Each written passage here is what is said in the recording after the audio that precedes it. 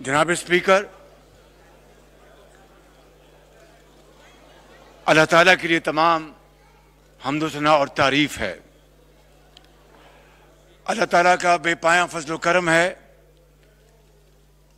और उसका जितना भी हम शुक्र अदा करें कम है कि उसने अपनी कमाल मेहरबानी से और इस ऐवान में फ्रंट बेंचेस पर तशरीफ फरमा कायदीन और हमारे तमाम इन साथियों की काविश, कमिटमेंट और करोड़ों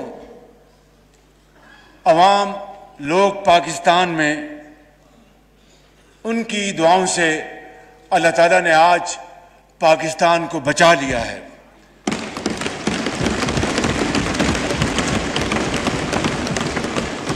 और जनाब स्पीकर, ये तारीख में पहला मौका है कि वोट ऑफ नो कॉन्फिडेंस की मोशन कामयाब हुई और हक की कामयाबी हुई और बातिल को शिकस्त हुई। मैं समझता हूं जनाब स्पीकर, आज के दिन पूरी पाकिस्तान की कौम के लिए एक अजीम दिन है कि इस ऐवान ने एक सिलेक्टेड वजीर आजम, झुर्लू की पैदावार वजीर आजम को आइन और कानून के जरिए अपने घर का रास्ता बताया है।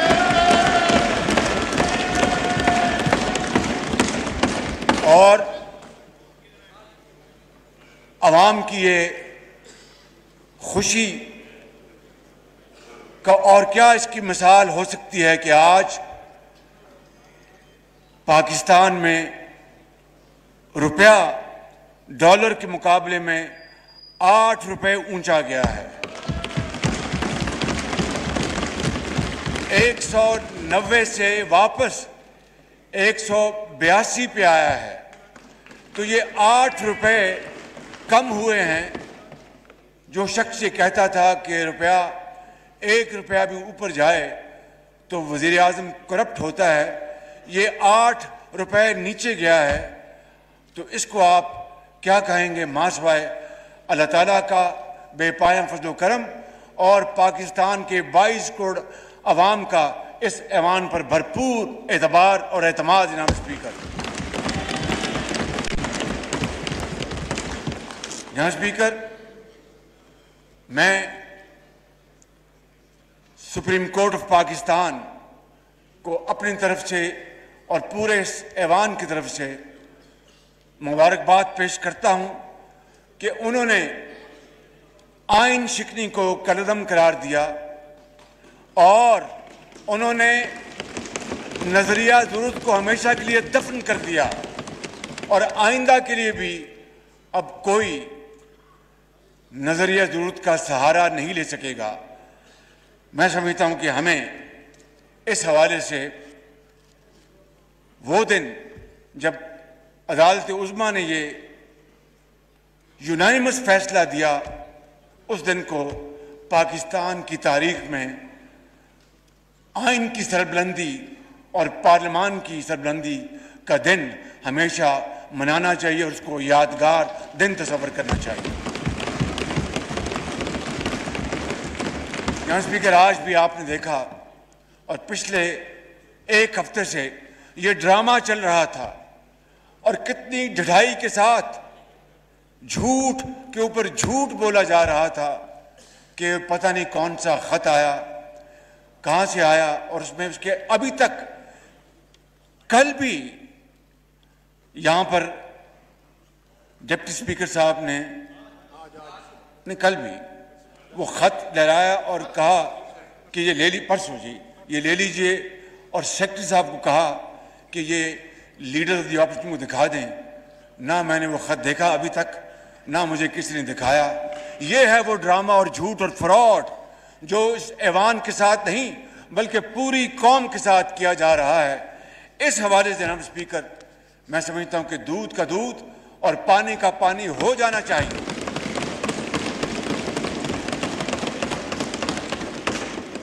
मैं ज्यादा पीछे नहीं जाना चाहता। हकीकत यह है कि मेरी, वैसे तो हम मिलते रहते हैं, लेकिन इस हवाले से पीपल्स पार्टी के ज़ोमा जनाब आसिफ जरदारी और चेयरमैन बिलावल भुट्टो साहब की मेरी मुलाकात मार्च के अवाइल में होती है।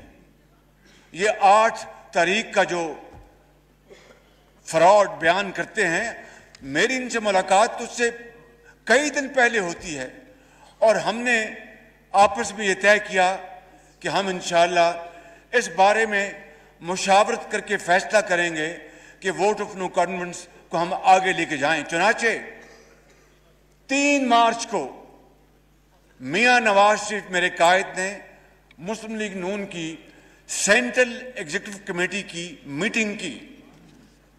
पीपल्स पार्टी ने अपने ताईं अपनी मीटिंग की और हमने बड़े डिस्कशन के बाद ये फैसला किया कि हम इस करप्ट तारीख की, करप्ट इनकॉम्पिटेंट लेड बैक हुकूमत के खिलाफ हम वोट ऑफ नो कॉन्फिडेंस लेके आएंगे।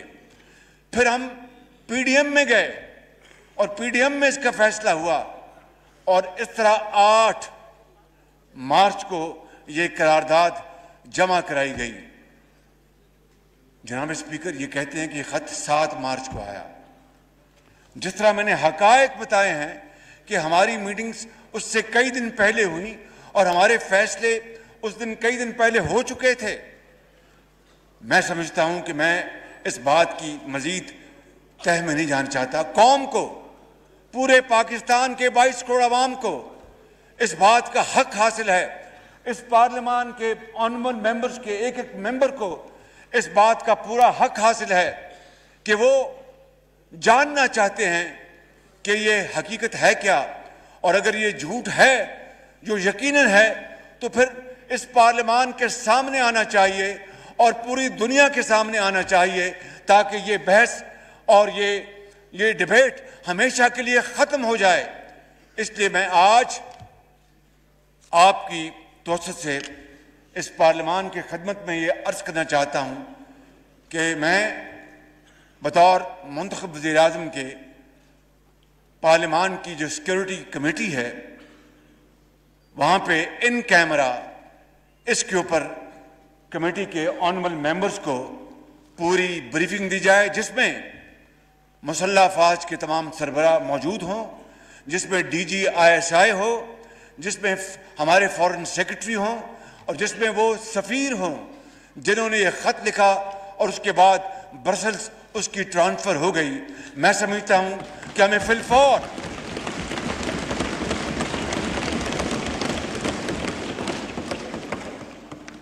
हमें इसमें कतअन देर नहीं करनी चाहिए ताकि पूरी कौम को पता चले। और मैं आज जनाब स्पीकर आपकी खिदमत में अर्ज करना चाहता हूँ अपनी तरफ से और बिला खौफ तरदीद इन कायदीन की तरफ से मैं ये कहना चाहता हूँ कि अगर इस हवाले से अगर एक रत्ती बराबर, जनाब स्पीकर, अगर even an iota of any shade of evidence खुदा न खास्ता आ जाए कि हम किसी बैरूनी साजिश का शिकार हुए या खुदा न खास्ता बैरूनी किसी ताकत के हमें वसाइल मिले, जिस तरह के फॉरेन फंडिंग में साबित हो चुका है, ये अगर खुदा न खास्ता एक धेले की कहीं ये साबित हो जाए या हमारी इन्वॉल्वमेंट साबित हो जाए तो मैं यहाँ पर आपको गवाह बनाकर, उस खुदाए बुजुर्ग बरतर को गवाह बनाकर ये कहता हूँ कि मैं 1 सेकंड में वजारत उज़्मा से इस्तीफा देकर घर चला जाऊँगा। जनाब स्पीकर,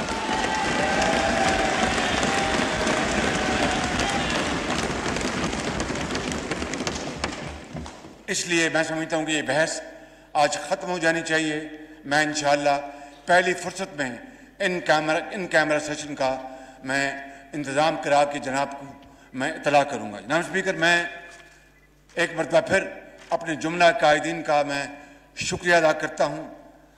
तमाम इत्तेहादी पार्टीज का शुक्रिया अदा करता हूँ, तमाम बाज़मीर अरकान का शुक्रिया अदा करता हूँ और मैं अपने कायद मियाँ मोहम्मद नवाज शरीफ को सलाम पेश करता हूँ कि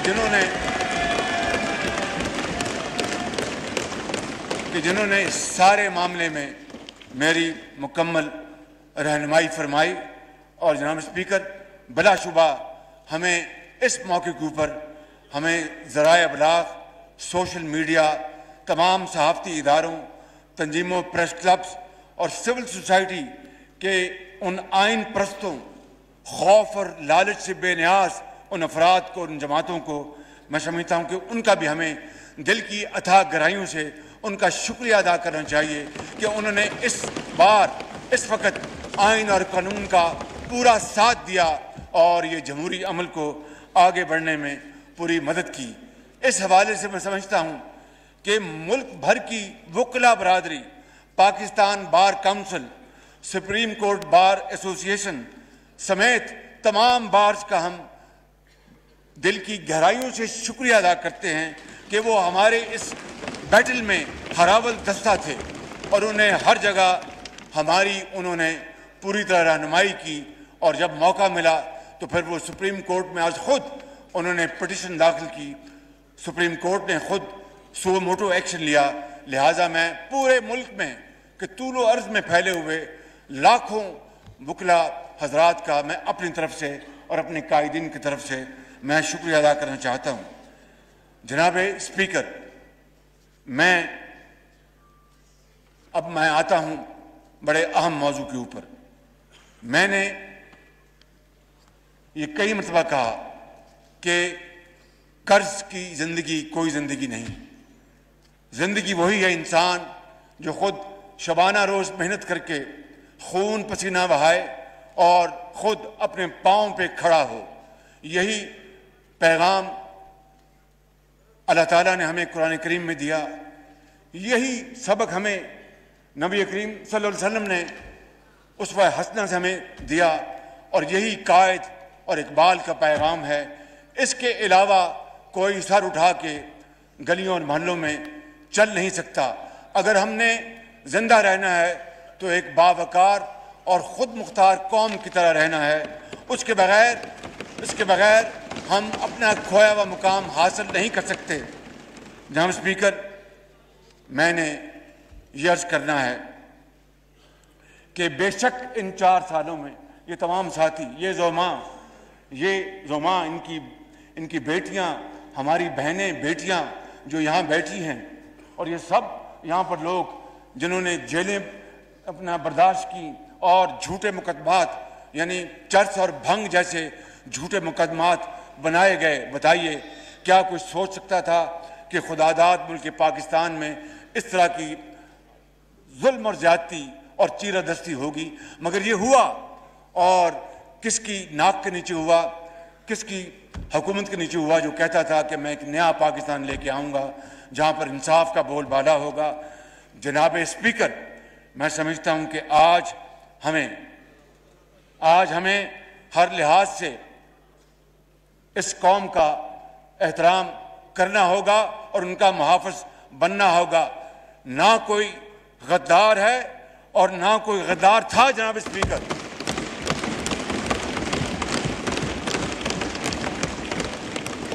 और मेरा मानना है कि अगर हमने इस मुल्क की जमहूरियत को आगे बढ़ाना है, मईशत को आगे बढ़ाना है, तो फिर डेडलॉक नहीं डायलॉग से काम लेना पड़ेगा। फिर जनाब स्पीकर,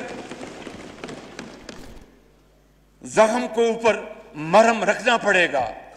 फिर मुखासमत से नहीं मुफाहमत से काम लेना पड़ेगा पाकिस्तान के वसीतर मफाद में, और तकसीम नहीं, जो मैं समझता हूं कि तफहीम से काम लेना पड़ेगा। यही अब्दी पैगाम इकबाल ने दिया था, यही पैगाम हज़रत कायद आज़म ने दिया था। और जनाब स्पीकर, तब्दीली बातों से नहीं आती। अगर बातों से तब्दीली आनी होती तो 4 साल में तब्दीली की हवा हमें इस दुनिया के सबसे शानदार तरक्की याफ्ता मुल्क में बदल देती। खुदा जाने ये कैसी तब्दीली की हवा चली कि हर चीज़ बर्बाद होकर रह गई, मईशत तबाह हो गई, माशरा तबाह हो गया और माशरे के अंदर जहर घोल दिया गया, जिसको मैं आपको अर्ज करता हूं जनाब स्पीकर, अब साल लग जाएंगे उस जहर आलूदा पानी को साफ करने के लिए, कई साल लग जाएंगे, और वो इसके बगैर नहीं होगा कि हम में आपस में इत्तेफाक और इत्तेहाद होगा तो हम दोबारा इस मुल्क को उसके असल मंजिल की तरफ हम लेके जाएंगे। वगरना मैं समझता हूँ कि फिर मुश्किलात, मायूसी खुदा न खास्ता हमारा मुकद्दर होगी।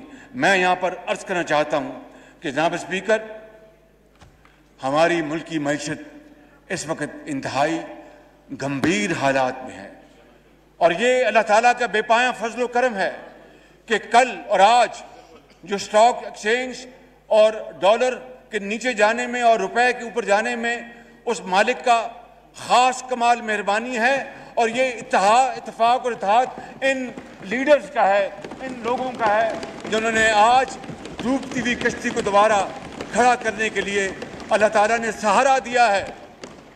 तो मैं समझता हूँ कि इसके लिए हमें अंत तक मेहनत करना होगी, हमें खून पसीना बहाना होगा। ये मैं अपने छोटे भाई चेयरमैन बिलावल भुट्टो साहब से, मौलाना असद साहब से, और जनाब खालिद सिद्दीकी साहब से, और अपने बहुत मोहतरम भाई जनाब मैंगल साहब से, और जनाब आगे अली नवाज शाह से, उनसे पहले को बैठे हैं, नहीं अली नवाज शाह साहब बैठे हैं, मक्सी साहब बैठे हैं, मेरे भाई हैदर हुती साहब बैठे हैं, और वो मेरे भाई दावर साहब बैठे हैं, और बुक्टी साहब बैठे हैं, और इनके साथी। मैं समझता हूँ कि मैं इनसे गुजारिश करता हूँ, और बिल्कुल हम में इत्तेफाक है, अगर हमने इस मुल्क की डूबती हुई कश्ती को बचाना है और दरिया के पार लगाना है, तो खुदा की कसम इसके अलावा कोई और नुस्खा कारगर नहीं साबित हो सकता मां सिवाय इत्तेहाद, इत्तेहाद, इत्तेहाद, मेहनत, मेहनत और मेहनत के। और इसके लिए हम सब अल्लाह ताला बड़ा बोल ना बुलवाए, इंतहाई आजी से उसके हजूर दुआ करते हैं कि वो हमें हिम्मत दे कि हम कोई कसर उठा ना रखें, और इंशाअल्लाह ये हालत सूरत हाल बहुत ख़राब है, लेकिन उस मालिक ने चाहा तो अंत तक मेहनत से ये सूरत हाल ज़रूर बदलेगी। क्यों? इसलिए कि ये मैं समझता हूँ कि इसमें ये पैगाम पिना है, खुशबुओं का एक नगर आबाद होना चाहिए, खुशबुओं का एक नगर आबाद होना चाहिए। उस निज़ाम ज़र को जो अभी दफन हो चुका है, इस निज़ाम ज़र को बर्बाद होना चाहिए। इन अंधेरों में भी जो इन्होंने 4 साल में पैदा किए हैं, इन अंधेरों में भी मंजिल तक पहुंच सकते हैं हम, जुगनुओं को रास्ता तो याद होना चाहिए।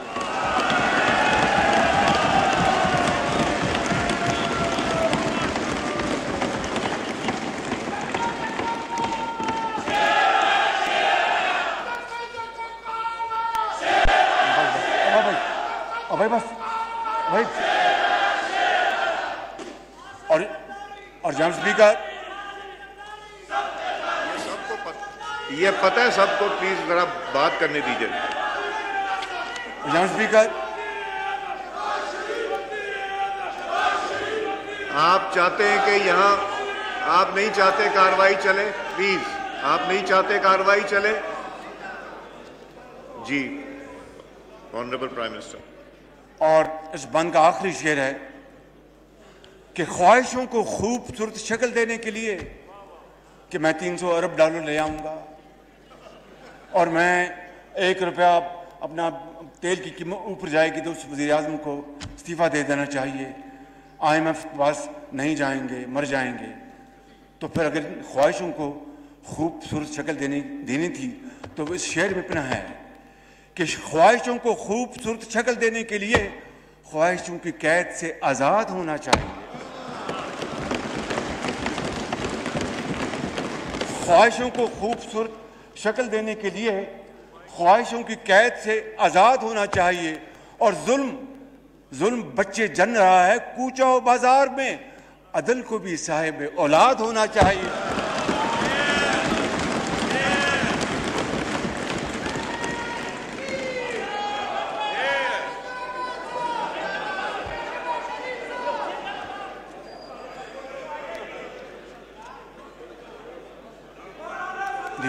क्या फरमाया आपने? आपने कुछ फरमाया? आपने जी आपने कुछ फरमाया? आपने नहीं नहीं, अच्छा। आप बात कीजिए। जनाब स्पीकर, आपको याद है कि इसी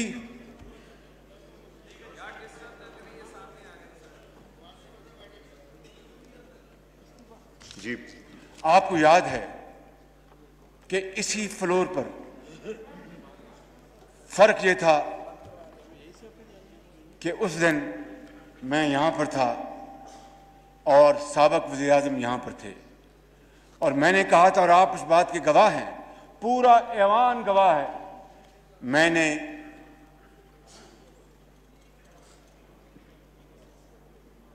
जी प्लीज जी मैंने मिसाके मस्जिद की पेशकश की थी, बड़ी सोच समझ के, मगर उसका जो हश्र हुआ जनाब स्पीकर, मैं उसके बारे में कुछ नहीं कहना चाहता, और मैं ये कहना चाहता हूं कि अगर उसको पाया हकारत से ना ठुकराया जाता तो आज पाकिस्तान की मईशत का इतना बुरा हाल ना होता।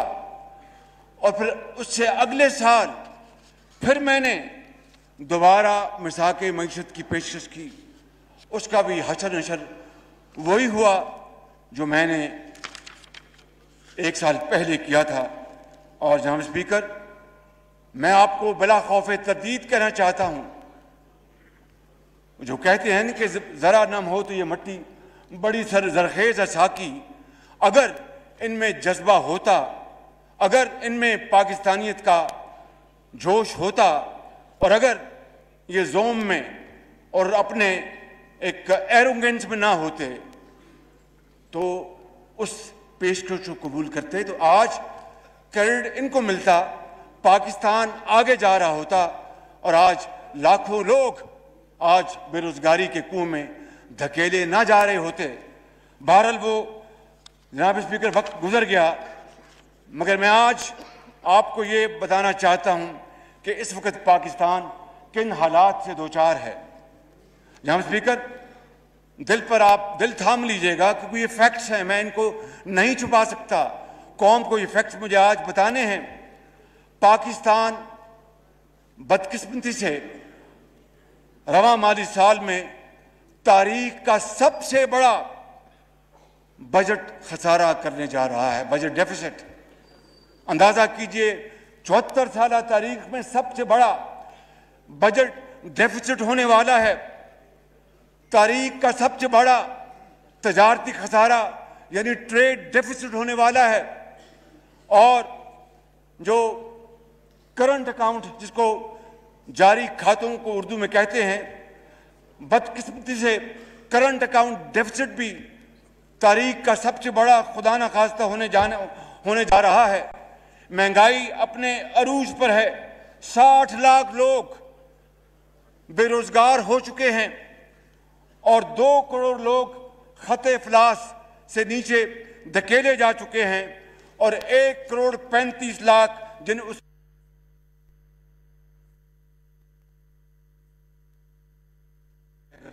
सोते हैं। तो जनाब स्पीकर, समझ नहीं आती कि इनको नींद कैसे आती थी कि यहां पर लाखों करोड़ों बच्चे भूख रोटी के बगैर सोते थे। ये किस तरह रात को सोते थे, किस तरह इनको इनका ज़मीर इनको इजाजत देता था। लेकिन इनको इजाजत देता था जी, लेकिन इन बच्चों का कर्ज अब हम सबको मिनहजुल कौम ये कर्ज हमें अदा करना होगा। 3.25 साल में जो अशिया की कीमतें जहां पहुंच गई हैं, कुछ सोच नहीं सकता था।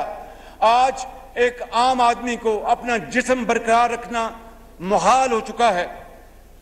जनाब स्पीकर, और तारीख के इन 3.25 सालों में जो अभी मैं वो फिक्र दूंगा, 3.25 सालों में जो कर्जे लिए गए हैं वो होशरुबा है। इंसान दंग नहीं, उसकी अकल मऊफ हो जाती है कि 3.5 साल में इतने खरबों के कर्जे लिए और ईंट एक नहीं लगी। तख्तियां के ऊपर तख्तियां लगी गई, तख्तियां बदली गई, चाहे वो सिंध की वादियां हैं या बलूचिस्तान है या KPK है या पंजाब है, अपनी तरफ से एक ईंट नहीं लगाई।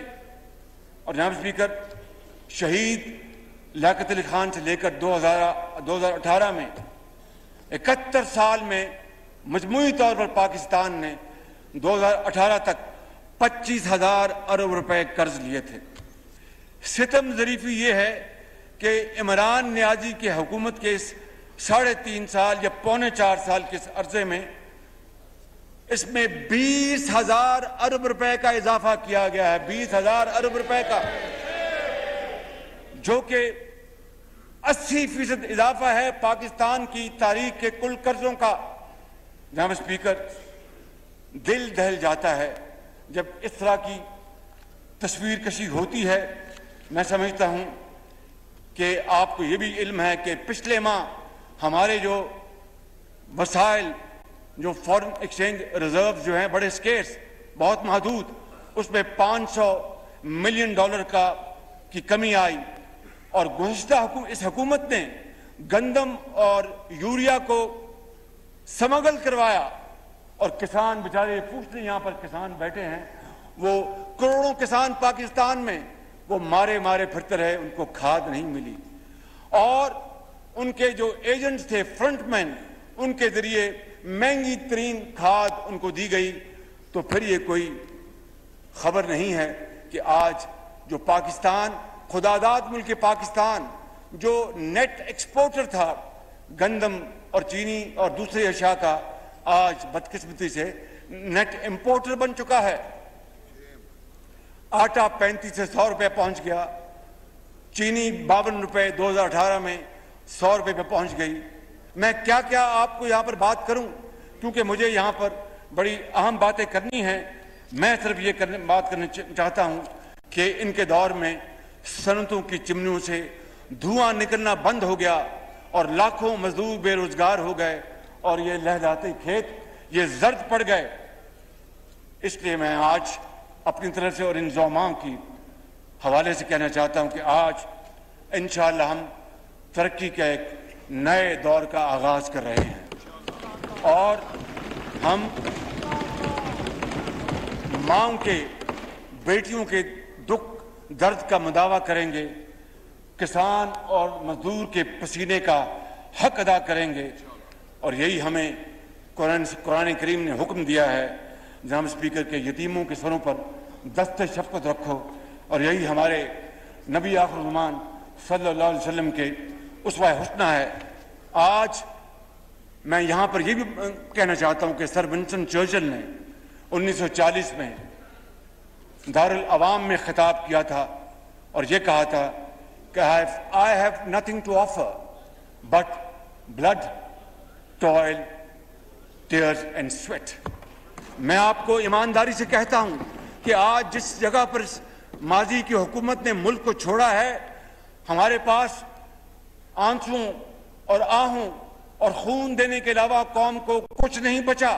लेकिन हिम्मत नहीं हारनी चाहिए। मेरा ईमान है कि अगर हिम्मत होगी, अल्लाह से हम रहम मांगेंगे और मेहनत करेंगे तो ये पाकिस्तान की हालत जरूर बदलेगी। क्योंकि मैं हमेशा कहता था और हमेशा कहता हूं कि जब अपना काफिला अज़्म यकीन से निकलेगा, जब अपना काफिला अज़्म यकीन से निकलेगा, जहां से चाहेंगे रास्ता वहीं से निकलेगा। वतन की मट्टी मुझे एड़ियां रगड़ने दे, मुझे यकीन है चश्मा यहीं से निकलेगा। और जनाब स्पीकर, यही वो वाहिद रास्ता है जनाब स्पीकर। मगर जहनों में सवाल पैदा होगा और होता है। ये जो गैलरीज में हमारे भाई बहनें और बुजुर्ग तशरीफ फरमा हैं, 22 करोड़ अवाम ये सवाल करेंगे कि शहबाज शरीफ, तुम खादमे पाकिस्तान बनकर ये बातें अब कर रहे हो, ये बताओ कि ये होगा कैसा, ये किस तरह होगा, ये किस तरह ज़हूर पजीर होगा, ये किस तरह इम्प्लीमेंट होगा। तो उसका मैं बड़े अदब से जनाब स्पीकर आपकी खिदमत में और आपके तोसत से पाकिस्तान के तूल अर्ज में ये गुजारिशात पेश करना चाहता हूँ। 1974 में पाकिस्तान के एटमी प्रोग्राम की बुनियाद शहीद जुल्फ़िकार अली भुट्टो ने रखी थी और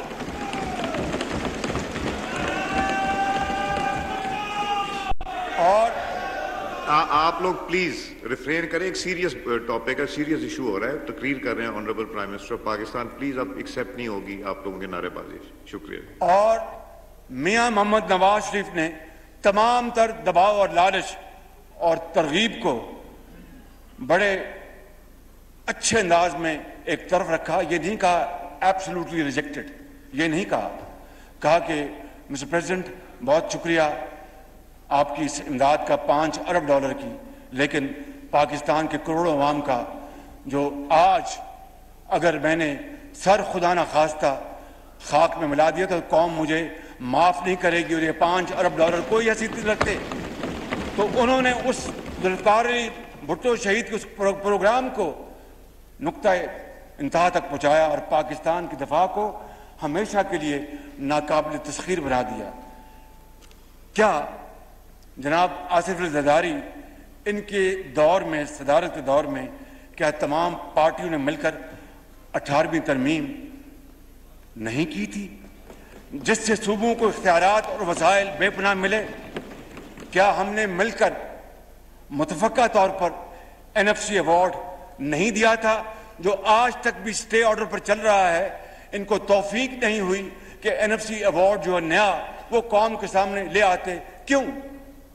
जज्बा नहीं था इत्तेहाद का, मिल बैठने का, रूखी सूखी खाने का और गिले गुजारे करके हर एक का इंसाफ के साथ हक देने का। अगर ये जज्बा होता, सादक जज्बा होता तो नया NFC अवार्ड आया होता। तो ये नया जो last NFC award was drawn in 2010 2010 में हुआ जो आज तक चला आ रहा है। तो क्या ये चीज़ अगर हुई तो आज जो तमाम मुश्किलात हैं उसके बावजूद हम आगे नहीं चल सकते? क्या तमाम स्टेक होल्डर्स ने मिलकर नेशनल एक्शन प्लान नहीं बनाया था? क्या पूरी कौम ने और तमाम स्टेक होल्डर मिलकर दहशतगर्दी के खिलाफ मुतफ़क्का बयानिया नहीं बनाया था? क्या हमने मिलकर पूरी कौम के साथ और मुशावरत के साथ इलेक्शन के इंतखाबी कवानीन नहीं बनाए थे? क्या हमने सब ने मिलकर पाकिस्तान में CPEC के जरिए 30 अरब डॉलर की सरमायाकारी नहीं की थी? जनाब स्पीकर, अगर ये सब कुछ हुआ है तो फिर ये भी होगा इंशाअल्लाह। ये कौम बनेगी, अजीम कौम बनेगी, बड़ी ताकतवर कौम बनेगी और हम खड़े होंगे अपने पांव पे। और जो कहते हैं ना कि बेगर्स कांट बी चूजर्स, अपने गरेबानों में झांकें कि कौमें वही खड़ी होती हैं जो चूजर्स होती हैं। बेकारी को कौन पूछता है? जनाब स्पीकर, मैं आपसे ये बड़े आजिज़ी के साथ कहना चाहता हूं कि अगर पहली सफ में ये बैठे ये लोग, ये कायदीन इकट्ठे हो जाएं और खुदा के साथ ये वादा कर लें और चल पड़ें तो कोई पहाड़ हमारे रास्ते में मुश्किल नहीं होगा, कोई समंदर हमारे रास्ते में मुश्किल नहीं होगा। जनाब स्पीकर, आपको पता है कि बिजली के कारखाने पिछले दौर में बने और अंधेरे खत्म हो गए। 6.1% हमारी इकॉनमी जा पहुंची थी और पहली 20 इमर्जिंग इकॉनमी में पाकिस्तान का नाम शामिल हुआ था। IMF का प्रोग्राम किया गया और मुकम्मल हुआ और फिर 2018 में हम जो पाकिस्तान छोड़ गए थे उसको चीनी भी एक्सपोर्ट होती थी, गंदम भी एक्सपोर्ट होती थी। आज we have become net importers. जनाब स्पीकर, और इसके अलावा बेशुमार मैं आपका इस हाउस का वक्त नहीं लेना चाहता, लेकिन ये कहना चाहता हूँ कि अस्पतालों में गरीब लोगों के लिए मुफ्त इलाज और अद्वियात नवाज शरीफ के दौर में शुरू की गई और लाखों बच्चों और बच्चियों को, जो यतीम बच्चे और महरूमुल मईशत बच्चे जिनके सरों पर कोई दस्ते शफकत देने वाला नहीं था, लाखों ऐसे बच्चों और बच्चियों को तूलो अर्ज में पाकिस्तान के उनको तालीमी वज़ाइफ दिए गए, यूनिवर्सिटियाँ बनाई गई और अस्पताल बनाए गए। मैं एक मिसाल देता हूँ, ये PKLI Pakistan kidney and liver institute, इसका जो हशर नशर किया गया है, खौफ आता है, खौफ। This was moving towards becoming John Hopkins of Pakistan. हर हवाले से in every sense of the world, चाहे वो वहां पर बाहर से एक्सपर्ट्स, डॉक्टर्स, सर्जन्स, फिजिशियंस, उसकी वहां पर इक्विपमेंट, पैरामेडिक्स, किस किस चीज का मैं नाम लूं, और उसके बाद सिर्फ इसलिए कि ये नवाज शरीफ के दौर में बना था, उसको बर्बाद कर दिया गया। और फर्स्ट टाइम पाकिस्तान के अंदर ये जिगर का वहां पर ट्रांसप्लांट शुरू हुआ। हिंदुस्तान हम भेजते हैं, जिगर हुआ, हिंदुस्तान हम भेजते हैं जिगर के ट्रांसप्लांट के लिए और 50-50 लाख रुपए देते हैं। वो अरबों रुपए बच सकते थे। जनाब स्पीकर, मैं क्या आपको बताऊं और क्या ना बताऊं, दिल बहुत दुखी है, बहुत परेशान है, लेकिन हिम्मत हारने का सवाल नहीं पैदा होता। हम उठेंगे और उठेंगे और उठेंगे और पाकिस्तान को बनाएंगे इंशाअल्लाह। जनाब स्पीकर, महंगाई के इस दौर में और तकालीफ के इस दौर में शायद रातों रात तो Rome was not built overnight, मगर हिम्मत करेंगे और आगे बढ़ेंगे इंशाअल्लाह, अल्लाह ताला मदद फरमाएंगे।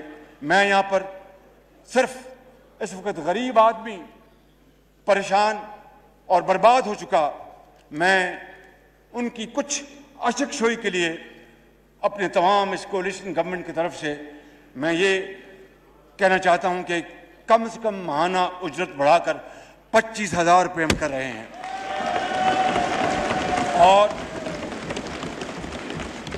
और सूबों के तावन से आइंदा चंद रोज़ में इस सिलसिले में बाज़ाब्ता हम ज़रूरी कानूनी कार्रवाई भी करेंगे इंशाअल्लाह। और इसका इतलाक़ इसी 1 अप्रैल से होगा, जो गुजर गया है इसी महीने से होगा इसका इतलाक़ इंशाअल्लाह। और मुझे उम्मीद है कि तनख्वाहदार तबके के मुश्किलात का अंदाज़ा हमारा सरमायाकार, अल्लाह उनको और हिम्मत दे कि पाकिस्तान में सरमाया लगाएं। हमारे इन्वेस्टर्स, अल्लाह उनको और तौफीक दे कि वो पाकिस्तान में इन्वेस्टमेंट करें। And we will make sure by the grace of God that we will make Pakistan through wonderful policies of a paradise for investments इंशाअल्लाह। ये जो माजी में 3.25 साल में हुआ, मैं उसकी बात नहीं कर रहा। मैं ये कहता हूँ कि सरमायाकारी के लिए इंशाअल्लाह हम इसको एक बहुत शानदार मुल्क बनाएंगे। और मैं उम्मीद करता हूँ और अपील करता हूँ अपने सरमायाकार हजरात से, सनतकारों से कि वो 1 लाख रुपए तक के जिनकी तनख्वाह है उनके लिए भी वो 1 अप्रैल से उनकी तनख्वाह में 10% उसमें इजाफा करेंगे इंशाअल्लाह। जनाब स्पीकर,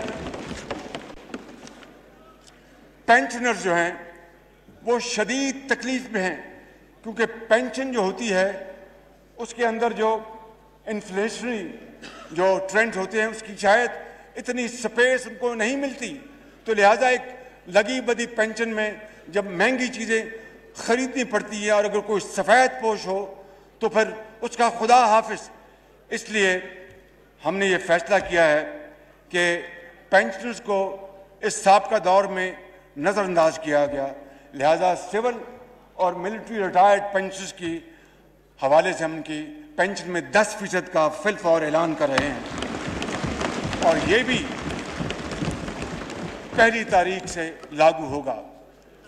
अब इस शहर रमज़ान में हम रोज़ादार को हम क्या आसूदगी मुहैया कर सकते हैं जनाब स्पीकर, उसके लिए मेरे जहन में एक फार्मूला, आजमूदा फार्मूला है कि हम सूबों के साथ मिलकर हम इंशाअल्लाह पूरे पाकिस्तान की, अब जितने भी दिन रह गए हैं रमज़ान शरीफ के, पूरे पाकिस्तान की बाज़ारों और महलों में जो दुकानें हैं वहाँ पर रमज़ान पैकेज के हवाले से सस्ता आटा लेके आएंगे, ताकि वो जो सस्ता आटा होगा,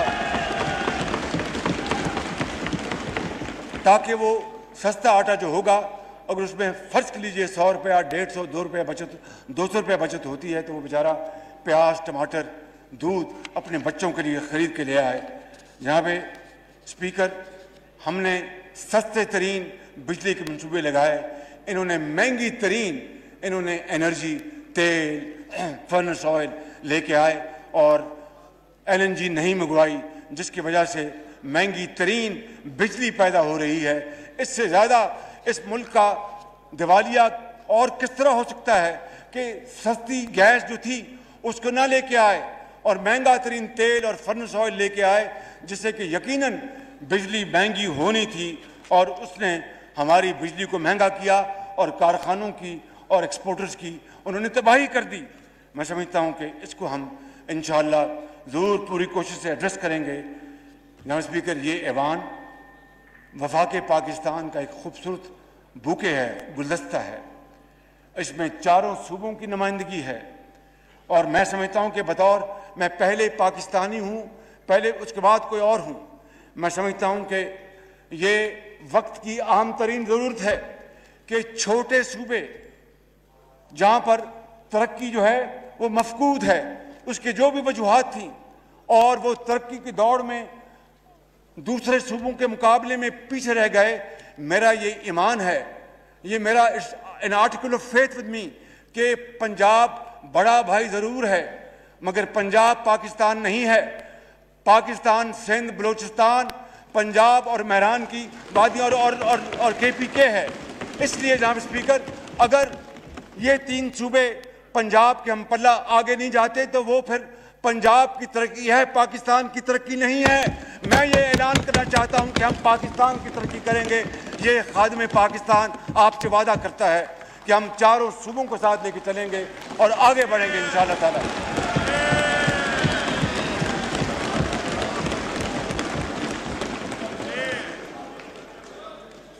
जनाब स्पीकर, साबक फाटा के इलाकों समेत बलूचिस्तान और तमाम सूबों के मसाइल और महरूमियों का मैंने जिक्र किया है और इंशाअल्लाह नौजवान नस्ल को इंशाअल्लाह हम उनके हाथों में हम क्लाशनकोफ या खुदा न खास्ता अफ्यून या कोई और नहीं देंगे, उनको मज़ीद लैपटॉप्स देंगे, उनको हुनर देंगे, उनको तालीम देंगे, उनको टेक्निकल एजुकेशन देंगे ताकि वो पाकिस्तान के वो अजीम मेमार बन सकें।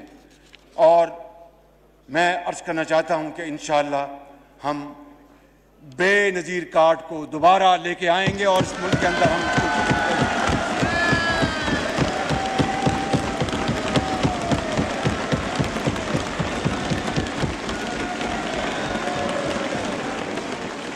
जब 2008 में पीपल्स पार्टी की हुकूमत आई और बेनज़ीर शहीद कार्ड का इजरा हुआ, उसके बाद जब मुस्लिम लीग नून की हुकूमत आई तो नाम बेनज़ीर कार्ड ही रहा।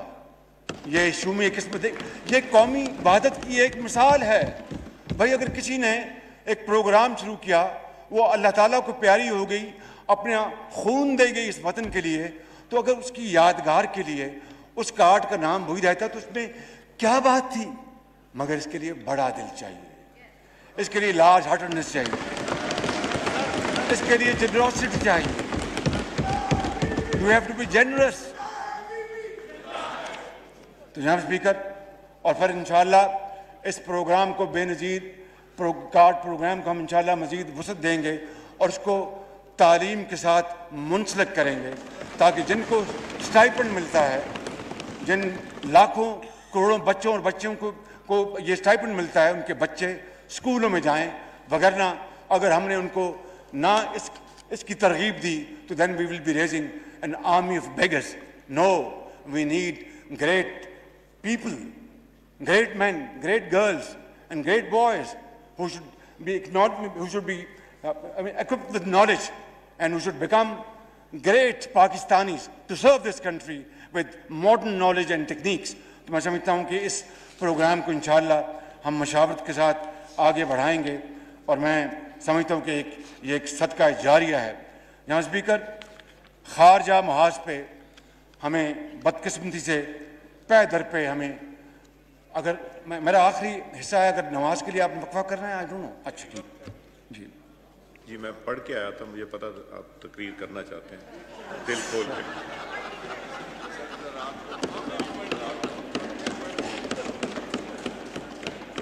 जनाब स्पीकर,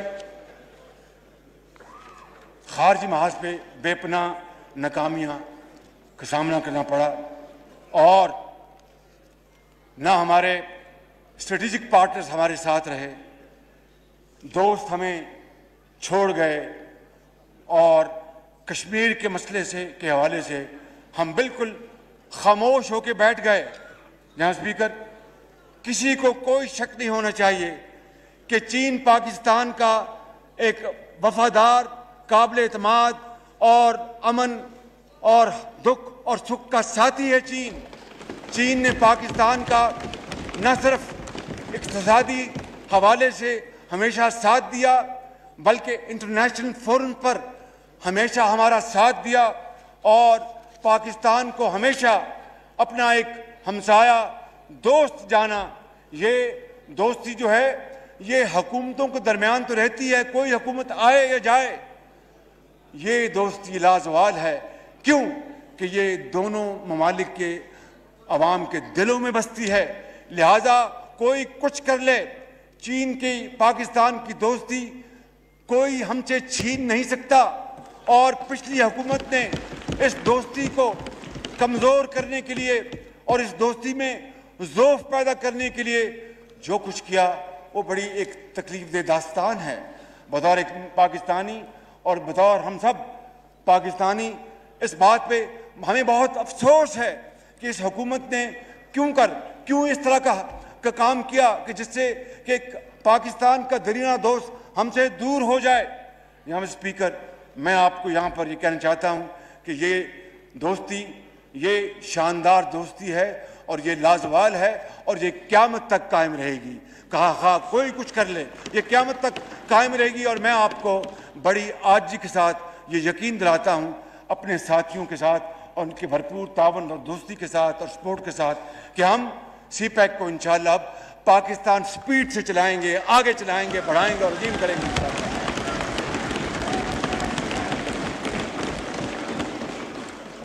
और हम चीनी सदर जनाब शी जिनपिंग और चीनी क़यादत के इंतहाई शुक्रगुजार हैं।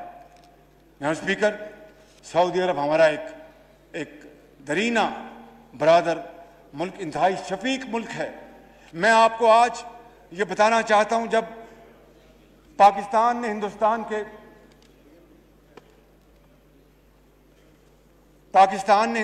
के 5 धमाकों के मुकाबले में 6 धमाके करके हिंदुस्तान के दांत खट्टे कर दिए थे, उस वक़्त पाकिस्तान के ऊपर पाबंदियाँ लग चुकी थी।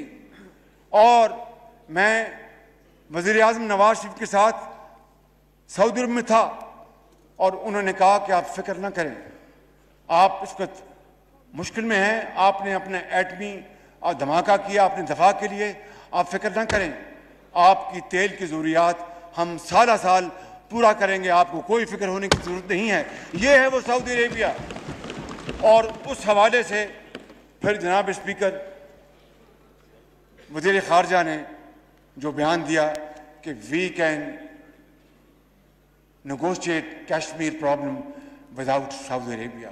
कितने दुख की बात कि वो मुल्क जहाँ पर खाना खुदा है, जहाँ पर रोज़ा रसूल है, जहाँ पर पाकिस्तान नहीं अरबों मुसलमान दुनिया से वहाँ जाते हैं और खाना खुदा में झुकते हैं और रोज़ा रसूल पे हाज़िरी देते हैं। और वो सऊदी अरब जिसने हमेशा हमारा साथ दिया, जनाब स्पीकर, उनके बारे में इस तरह की बात करना ये कुछ सोच नहीं सकता था। लिहाजा मैं समझता हूँ कि हमें उस जुमले के ऊपर बहुत अफसोस है और हम सऊदी अरब की फ़राग़ दिलाना, शफीकाना मोहब्बत, दोस्ती और इमदाद को ज़िंदगी भर नहीं भूलेंगे। हम ख़ादिम हरमैन शरफ़ैन जनाब सलमान बिन अब्दुल अज़ीज़ और वली अहद शहज़ादा मोहम्मद बिन सलमान आले सऊद के मशकूर हैं और उनका शुक्रिया अदा करते हैं कि वो इस मुश्किल की घड़ी में पाकिस्तान के साथ हमेशा की तरह खड़े रहे। इसी तरह तुर्की के साथ पाकिस्तान के अजीम रिश्ते हैं, लाजवाल रिश्तों में ये दोनों ममालिक जुड़े हैं। और जनाब रजब तैयब अर्दवान की सरबराही में तुर्की ने जो तरक्की की है वो बेमिसाल है। और तुर्की वो मुल्क है जनाब स्पीकर जिसने ना आओ देखना ताओ, जब कश्मीर की आज़ादी की बात आई तुर्की सबसे पहले आगे था और पाकिस्तान के साथ हमेशा खड़ा रहा। मैं समझता हूँ कि हमें अपने बामी ताल्लुकात को और आगे बढ़ाना है। UAE, मुत्तहिदा अमारात, हमारे हमसाए ममालिक बहुत हमारे अच्छे शफीक हमदर्द दोस्त हमारे ये ममालिक हैं। मैं समझता हूँ कि इन्होंने हमेशा पाकिस्तान का साथ दिया, हम इनके भी बहुत मशकूर हैं। इसी तरह कतर हो, कुवैत हो, ओमान हो, तमाम खलीजी ममालिक, तमाम मशरिक़ वस्ता के ममालिक, हमारे उनसे हमेशा अच्छे ताल्लुकात रहे और उनको हम आगे बढ़ाएंगे। ईरान हमारा हमसाया बरादर मुल्क है और ईरान के साथ हमें मज़ीद ताल्लुकात को बेहतर उस्तवार करना है और तजारती ताल्लुकात को भी आगे बढ़ाना है। जनाब स्पीकर, यूरोपियन यूनियन, जहाँ पर हमारा जो पाकिस्तान की जो टेक्सटाइल की एक्सपोर्ट्स हैं 50% is shipped towards European union, और उसके बारे में उसको मतून करना अपनी ज़ात के लिए, जो वज़ीर आज़म अभी जो इस हाउस से उनको अदम एतमाद के वोट से उनको रुखसत किया गया, उन्होंने क्या बयान दिया, मेरे मुंह में वो अल्फाज नहीं आ सकते कि एक उनका क्या बिगड़ा, उनका क्या बिगड़ेगा। बिगड़ेगा हमारा अपना। कितनी मेहनत से अपना लूम्स में धागा बनता है, कपड़ा बनता है, एक्सपोर्ट होता है। तो मैं समझता हूँ कि हमें उनसे भी अच्छे ताल्लुकात बनाने हैं और GSP प्लस की तजदीद करानी है नेक्स्ट ईयर। मैं समझता हूँ कि इसी तरह जनाब स्पीकर, हमें बरतानिया जिसके साथ हमारे तारीखी ताल्लुकात हैं, और ये हकीकत है कि बरतानिया ने पाकिस्तान के अंदर जमहूरियत को हमेशा सपोर्ट किया। डेफिड उनका जो इदारा है, अरबों डॉलर, अरबों पाउंड उन्होंने साल में पाकिस्तान के चारों सूबों में तालीम और इलाज के लिए दिए हैं। पाकिस्तान के लाखों लोग वहाँ पर आबाद हैं। So what ever happened in London has an impact in Islamabad and vice versa. इसलिए मैं समझता हूँ कि बरतानिया के साथ हमें दो तरफा ताल्लुकात को और आगे बढ़ाना है। और जनाब स्पीकर, अमेरिका के साथ पाकिस्तान के ताल्लुकात तारीखी हैं, इसमें उतार चढ़ाव आते रहे, इसमें कोई शक नहीं। कभी कोई ऐसा मौका था जबकि ताल्लुकात बहुत अच्छे थे, कभी ऐसा मौका था जब ताल्लुकात कन्फ्यूजन की नज़र हो गए, इख्तलाफात हुए। लेकिन क्या इसका मतलब यह है कि हम ताल्लुकात बिगाड़ लें? मैं समझता हूँ कि नहीं। हमें बराबरी की सतह पर, बराबरी की सतह पर हमें अमेरिका से अपने ताल्लुकात इस्तवार हमें करने होंगे। और अमेरिका भी पाकिस्तान की एक्सपोर्ट जो हैं इन बिलियंस ऑफ डॉलर्स हैं। तो मैं समझता हूँ कि आज की डिप्लोमेसी जो है, it is dependent upon your economic strength. तो अगर हमारी इकोनॉमिक स्ट्रेंथ नहीं होगी तो हमारी ये डिप्लोमेसी जो है वो किसी काम की नहीं होगी। इसलिए जनाब स्पीकर, हमें इस बात का बड़ा हमें ख्याल रखना चाहिए। अफ़गानिस्तान हमारा हमसाया मुल्क है और वहाँ पर आज करोड़ों लाखों मुसलमान वहाँ पर आज शदीद मुश्किलात में वो ज़िंदगी बसर कर रहे हैं। हमें उनके लिए एक आवाज़ और एक ज़ुबान के साथ उनके हक़ में बात करनी चाहिए कि उनको खुराक मिले, अद्वियात मिले। वहाँ पर कैद साली का ख़तरा है, खुदा न खास्ता हालात ख़राब हुए तो there will be massive exodus from Afghanistan to neighbouring KPK। तो KPK ने कब और पाकिस्तान ने कब एक अच्छा मेज़बान नहीं बनना पसंद किया? लाखों अफगानियों को हमारे बहादुर गयूर KPK के अवाम ने उनको घरों में बसाया, रखा, खाना दिया, अद्वियात दी, भाई बनाया और मदीना शरीफ की मिसाल उन्होंने याद ताज़ा की। मगर हमारे महदूद वसाइल हैं। हमें अफ़गानिस्तान में अमन चाहिए ताकि वहाँ से लोग खुदा न खास्ता ना उठें। लिहाजा हमें हर फोरम पर उनके लिए हमें बात उठाना होगी। जनाब स्पीकर, मैं आखिरी 2 पॉइंट्स बात करना चाहता हूँ और वो सेकंड लास्ट पॉइंट है भारत। क्या हमें पाकिस्तान से ही बदकिस्मती से, because neighbours are not a matter of choice, I mean it is something you have to live with. तो चूंकि हम हमसाए रहे, क्या हमें पाकिस्तान से हम बदकिस्मती से हमारे ताल्लुकात भारत से सही न बन सके? और मैं आज ये कहना चाहता हूँ, ये जो बात करते हैं, मैं यहाँ पर इल्ज़ाम तराशी के लिए नहीं खड़ा हुआ। मैं ये कहना चाहता हूँ कि नवाज शरीफ ने भारत से जब अमन का हाथ बढ़ाया था तो वही नवाज शरीफ था जिसने अक़वाम मुत्तहिदा में असेंबली में वहाँ पर जाकर कश्मीरियों की हक़ खुद इरादियत, उनकी आज़ादी के लिए एक ज़ोरदार, बहुत शानदार, इंस्पायरिंग तकरीर की थी। और आज जो गासबाना कब्जा किया गया फरवरी अगस्त 2019 में आर्टिकल 370 को ख़त्म कर दिया गया, तो मासवाए ये श्रीनगर रोड के अलावा और हमने क्या किया? क्या कोई संजीदा काविश की? क्या कोई सीरियस डिप्लोमेसी की? क्या कोई गए बार और कोशिश की कि जनाब कश्मीरियों के साथ क्या हशर हो रहा है? दिन रात कश्मीर की वादियों में कश्मीरी भाइयों और बहनों का खून बह रहा है और कश्मीर की वादी उनके खून से सुर्ख हो गई है। तो जनाब स्पीकर, मैं ये अर्ज करना चाहता हूँ कि भारत के साथ हम अच्छे ताल्लुकात के ख्वाह हैं, लेकिन मसला कश्मीर के मुनसिफाना हल तक पायदार अमन कायम नहीं हो सकता। इसलिए मैं समझता हूँ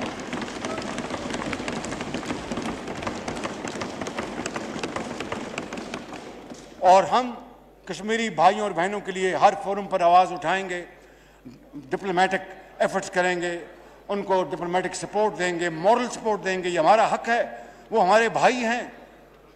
जनाब स्पीकर, काश भारत ये समझ लेता, और मैं प्राइम मिनिस्टर मोदी को मैं ये मशवरा दूंगा कि आप समझें कि दोनों अतराफ जो गुर्बत है, जो बेरोजगारी है, जो बीमारी है, जो लोगों को दवाई नहीं मिलती, तालीम नहीं है, कारोबार नहीं है, मजदूरी नहीं है, क्यों हम इस तरह अपना और आने वाली नस्लों का नुकसान करना चाहते हैं? आए कश्मीर का मसला अक़वाम मुत्तहिदा की करारदादों और कश्मीरियों की उमंगों के मुताबिक तय करें और दोनों अतराफ इन गुर्बत को ख़त्म करें, गुर्बत को मिटाएं, रोज़गार पैदा करें, तरक्की दें और खुशहाली लेके आएँ।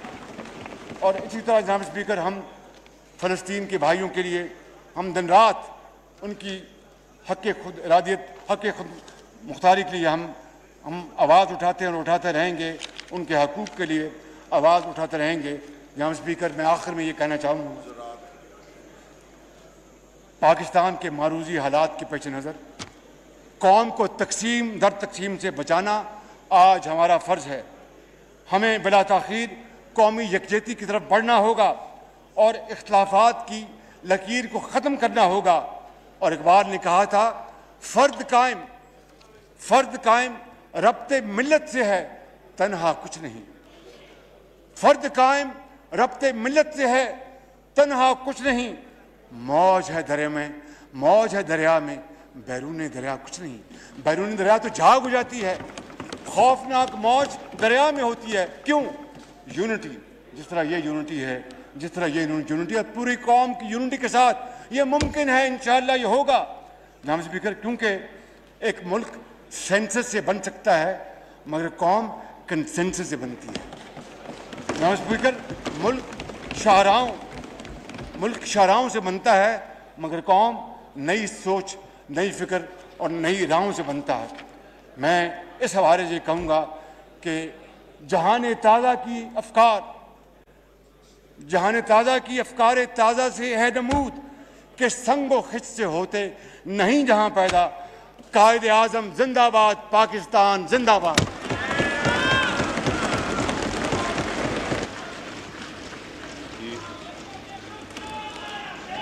बिलावल भुट्टो साहब, बिलावल साहब।